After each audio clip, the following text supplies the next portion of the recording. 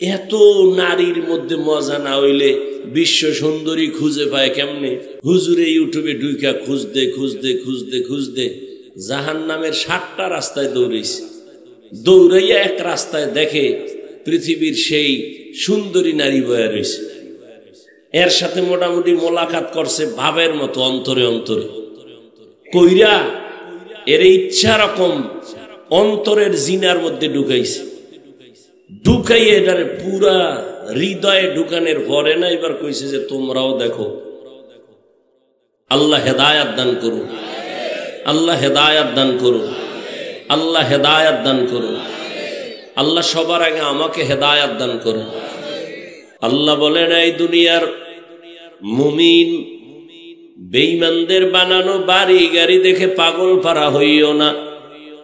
সকাল 9টা কি 10টার সময় বাবা একটা ছেলেরে ডাক দিয়া কয়, টাকা দিলাম দ্রুত গতিতে জনতা বাজারে যাও অথবা তুমি চর ফ্যাশন বাজারে যাও।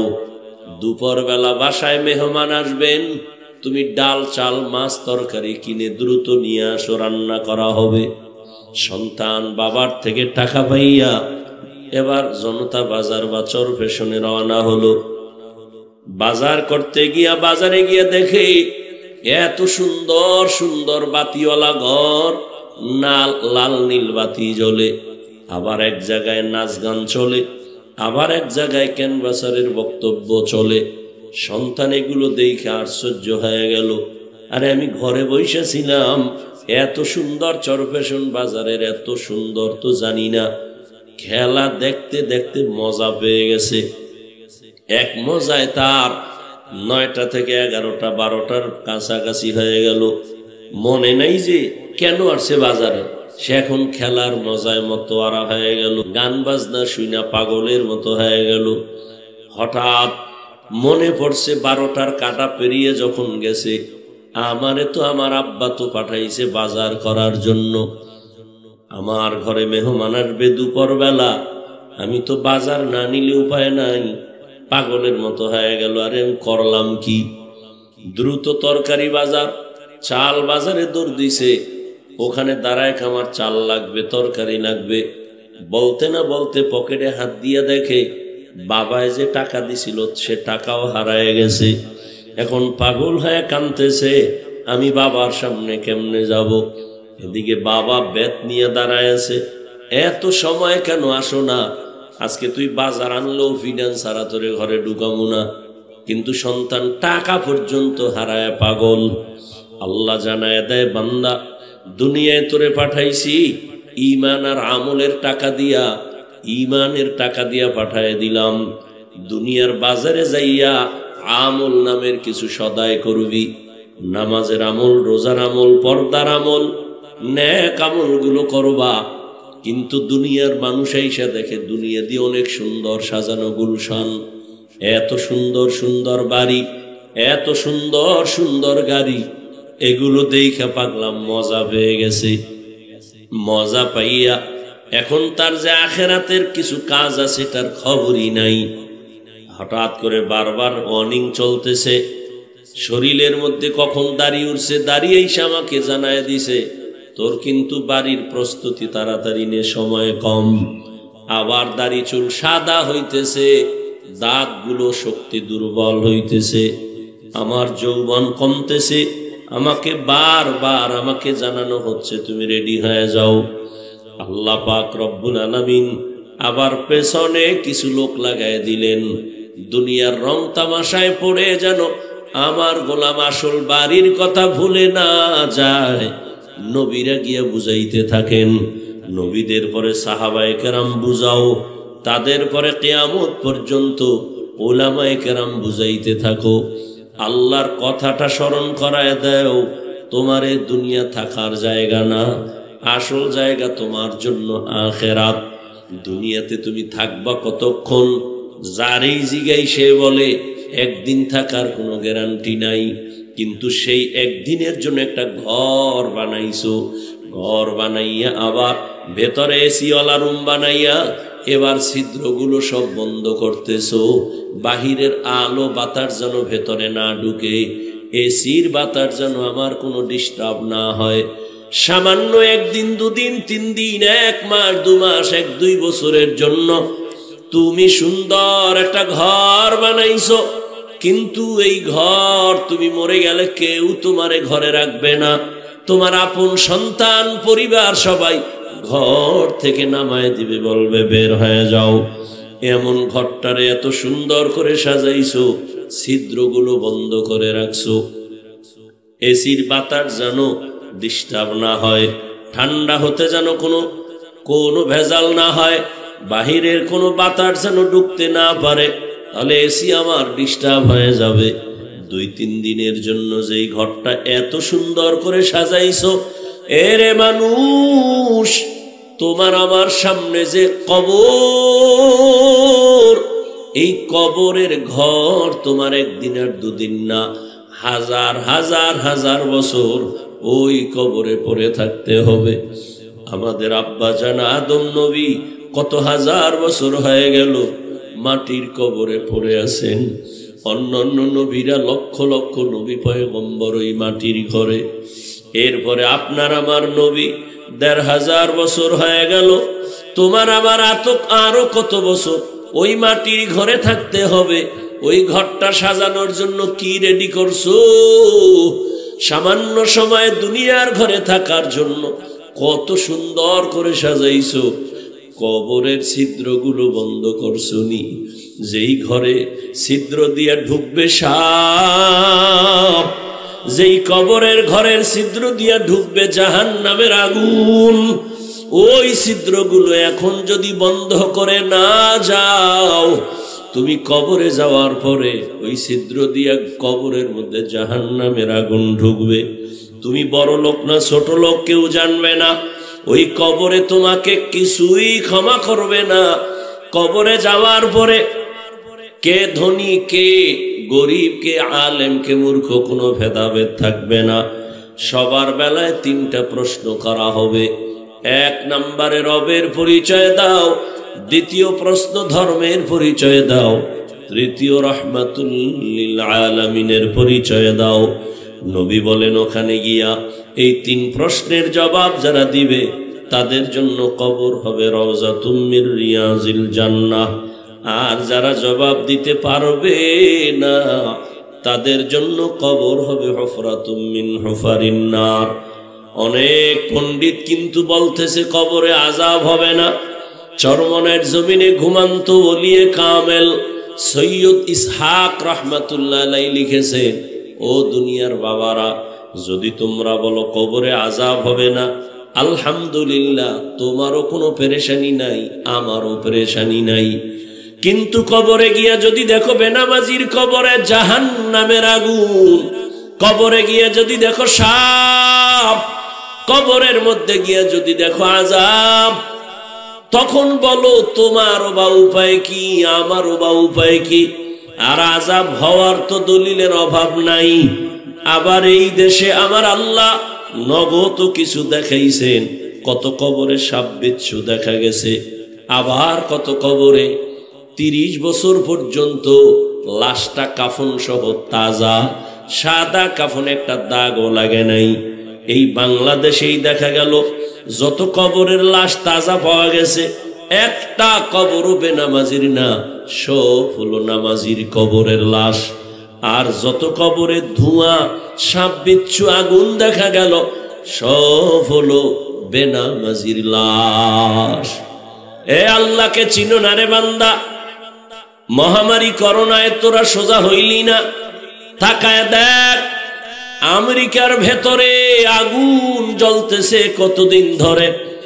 দুনিয়ার পরাশক্তি আমেরিকা, রাশিয়া, এত পাওয়ার, সারা দুনিয়াটাকে আঙ্গুলের ইশারায় কন্ট্রোলের জন্য অপচেষ্টা করে, কিন্তু দুনিয়ার সব দিকে আঙ্গুল তুলতে পারে। কিন্তু টর্নাডোর যে আগুন জ্বলতেছে, শত হাজার বাড়ি ঘর ধ্বংস হয়ে যাচ্ছে, সব দুনিয়ার দামি দামি সব কোটিপতির বাড়ি ঘর সেখানে ধ্বংসের স্তূপে পরিণত হয়ে যাচ্ছে। এত তাদের শক্তি প্রয়োগ করতেছে, এখনো পর্যন্ত আগুন পারছে নিবাইতে, এখনো পর্যন্ত আগুন নিবাতে পারে নাই। দেখেন না এগুলো? এরপরও চিনো না যে আমার আল্লাহ কত ভয়ঙ্কর, আমার আল্লাহর জাহান্নামের আগুন আরো কত ভয়ঙ্কর হবে। দুনিয়ার আগুন থেকে 70 গুণ জাহান্নামের আগুনের তাপ হবে বেশি।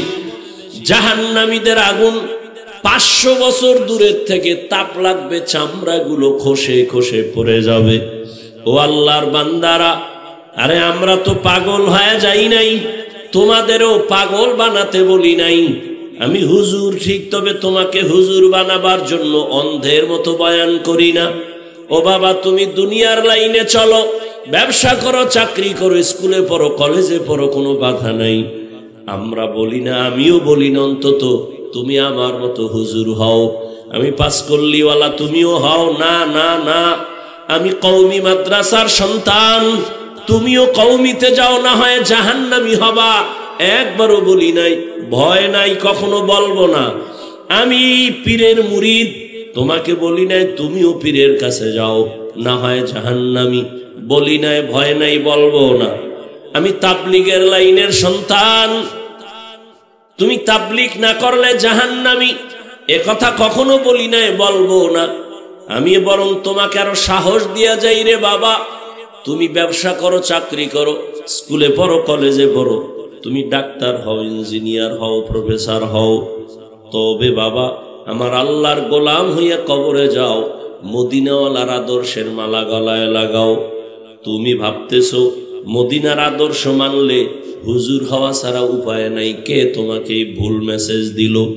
তুমি স্কুলে পড়ো, এবার দেখো তো বাবা, তোমার মতো স্কুলে পড়ুয়া জেনারেল লাইনের কত সন্তান জীবনে কোনোদিন মাদ্রাসায় পড়ে নাই, আলিফ বা তাও জানে না, কিন্তু জেনারেল লাইনে থাকিয়া কোরআন শরীফ শিখে ফেলছে। 5 বেলার নামাজ পড়ে, মা বাবার খেদমত করে। হুজুর না, মাদ্রাসায় পড়ে নাই, এমন জেনারেল লাইনের সন্তান তোমরাই সাক্ষী দাও, আসেনি? Doctor, engineer, professor, OC, DC, SP, RAB, army, police, BDR, 5 বেলার নামাজি, দাড়িওয়ালা, বলো আসেনি? তুমি কেন পারতেছো না বলো? ওয়াজ শেষ, আর এত ওয়াজ দিয়ে কি করবা? ওয়াজ শেষ, এখন শুধু হিসাব মিলাও।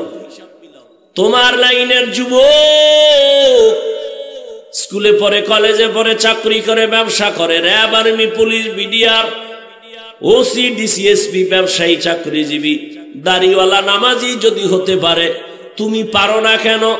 অবশ্যই গর্ব আর করবি না, বরং বাসায় যাইয়া, এটা বন্ধু হিসাবে বলি, বেয়াদবি মাপ চাই, বাসায় যাইয়া নিজের রুমটার দরজা জানালা বন্ধ করে বাতিটাও নিবাইয়া পায়ের জুতা খুইলা নিজের কপালে মারবি আর বলবি, অভিশপ্ত কপাল নিয়ে দুনিয়াতে জন্ম নিলি কেন, কপাল ভরা।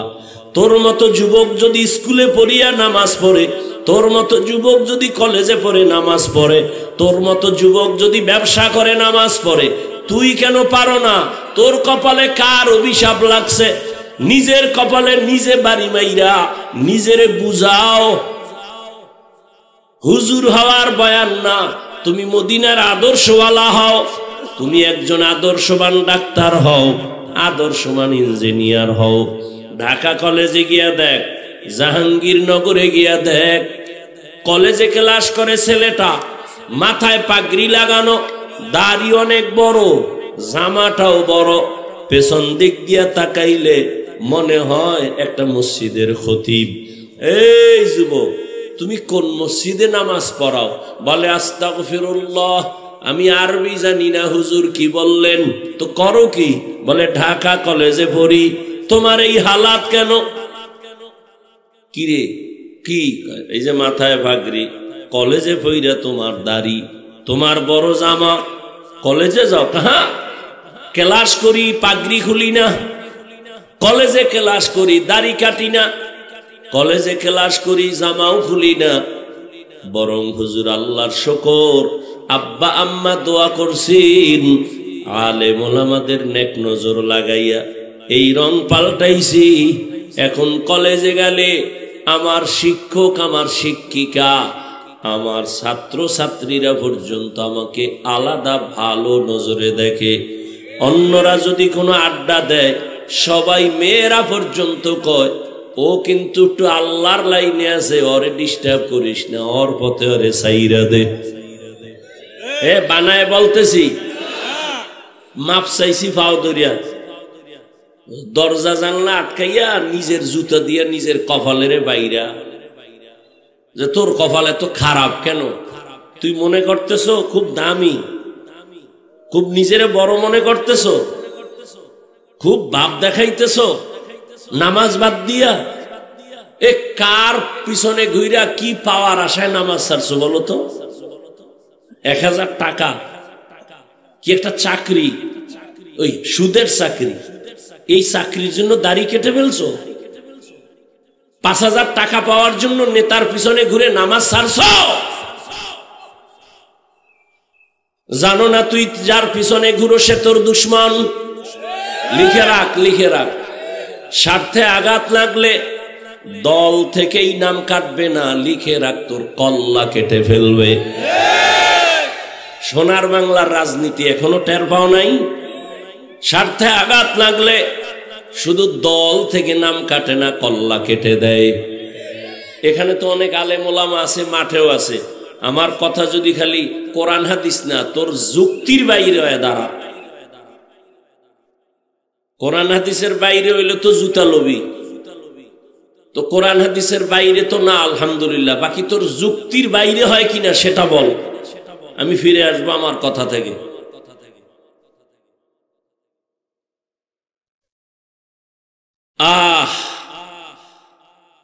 নামাজ বাদ দিয়া নিজেরে খুব বড় মনে করো না।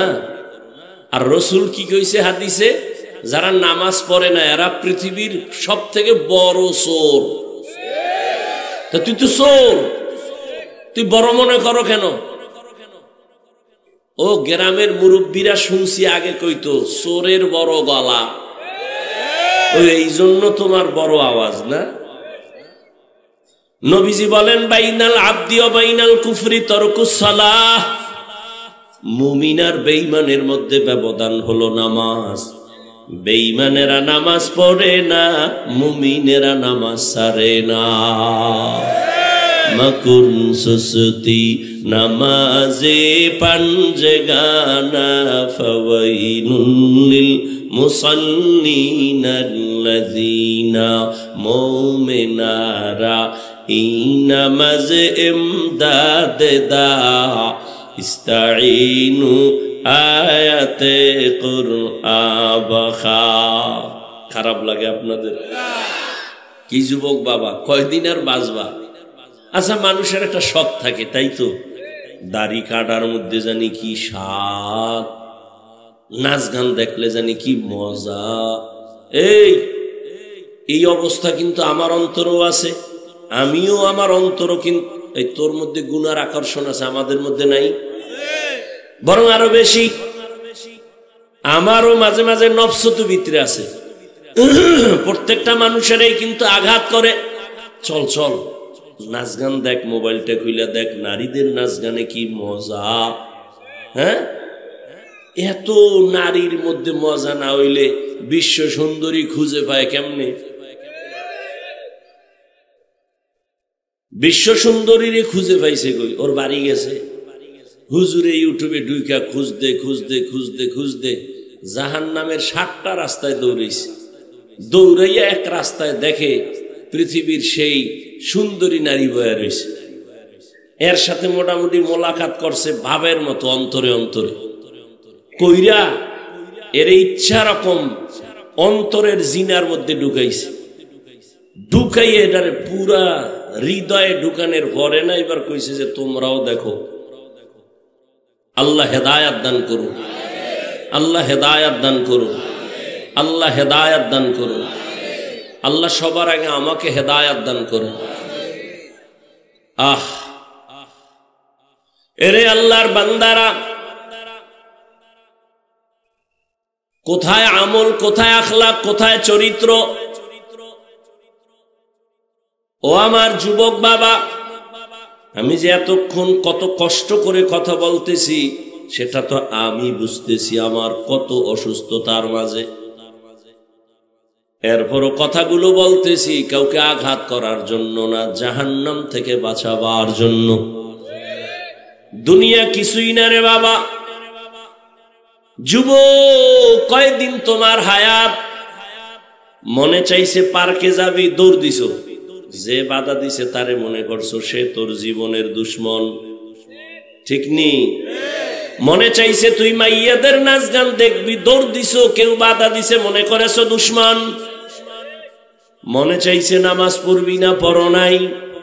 মনে চাইছে দাড়ি কাটবি, সাথে সাথে কেটে ফেলেছো।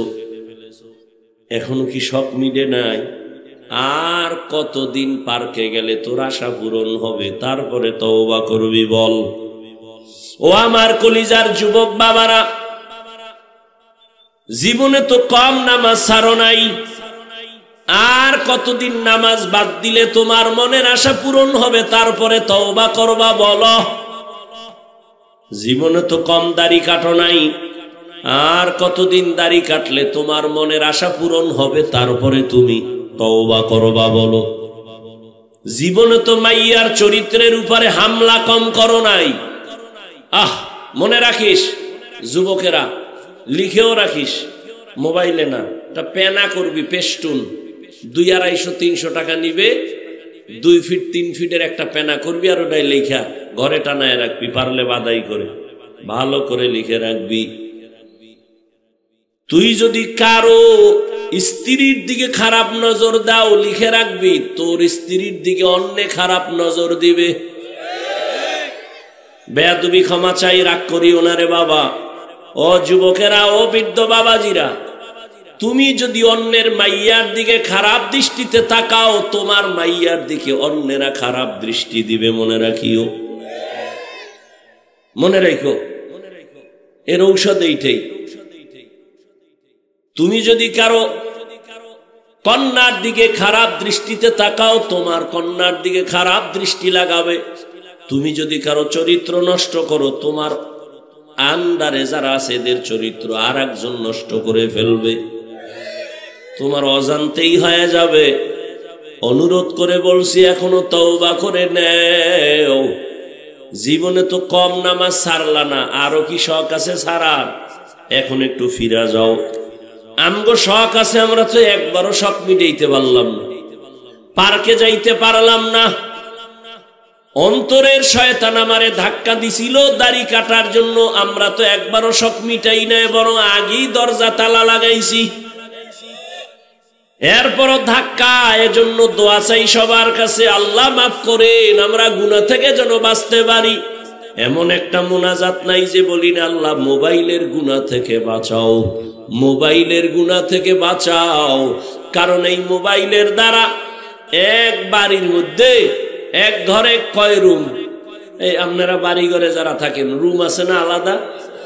এক রুমে মা বাবা, এক রুমে মাইয়া, আর এক রুমে ছেলে। সব রুমে রুমে মোবাইলে চলে সারা রাত। জেনা, চোখের জেনা, কানের জেনা, জবানের জেনা, সারা রাত পুরা ঘরের মধ্যে চলে জেনা। মোবাইল নিয়ে ঝগড়া, স্বামী স্ত্রীর সাথে মিল নাই, মোবাইলের জিনা চলে। উচিত তো আল্লাহর আইনে ঠাডা ভইরা তোর ঘর শেষ হওয়ার দরকার ছিল। মুহাম্মদের উম্মত হওয়ার কারণে আল্লাহ এখনো তোরে বাঁচায়া রাখছে।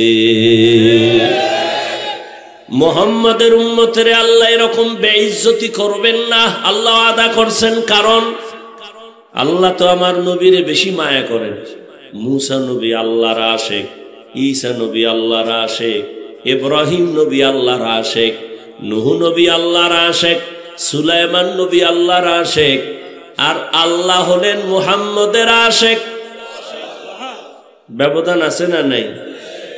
ইমামুল আউয়ালিন আল আখিরিন বাহরে সাদকা রাহমাতাল লিল আলামিন সাইয়্যিদুল কাউনাইন খাতমুল মুরসালিন আখিরামত বুদে ফখরুল আউয়ালিন।